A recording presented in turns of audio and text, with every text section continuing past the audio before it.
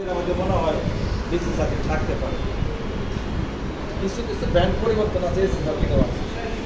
তাই বলে 4-5টা কিন্তু না, তোমার সিঙ্গেল বেস 4-5টা না, শুধু বলে সিঙ্গেল বেস 4-5টা থাকতে পারে, আমি পাইনি এখনো, হয়তো থাকতেও পারে। এখন ডিসি সার্কিট হলে আমরা কী পাবো?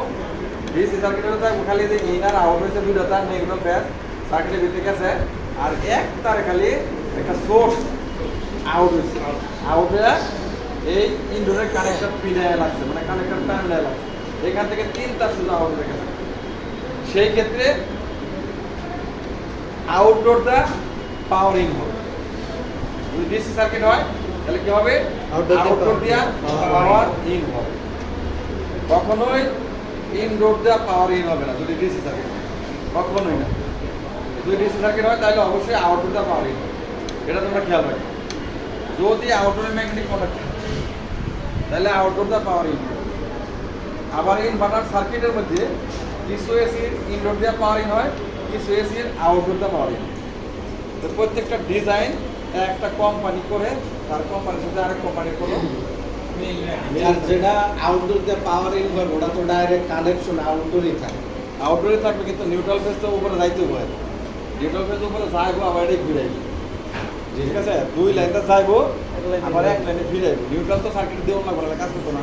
ফেজও সার্কিটে দিতে হবে না, রিলে কাজ করতো না, কারণ রিলে কাজ করার পরে 12 ভোল্ট নেওয়ার পরে সে আরেকটা রিটার্ন দিবে, এই জন্য ওখানেও তার লাইন যাবে।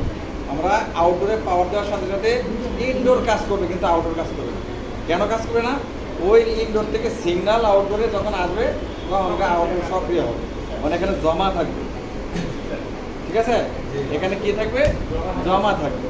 পুলিশ আসামি ধরতে গেছে, 2টারে কেসি কেটে নিচে রাখে দিচ্ছে, তুই এনে থাক, 12,000 না 1,000 টাকা যতক্ষণ উপরে সংকেত না দিব ততক্ষণ কেসি কেট খুলবি না, যখন উপরে থেকে সিগন্যাল আসবে তখন কেসি কেট খুলে দিবি। বুঝতে পারছি? এসি সার্কিট আমরা এসি সার্কিট ডিসি সার্কিট সিনার, এসি সার্কিট সিনার জন্য অবশ্যই এসি সার্কিটে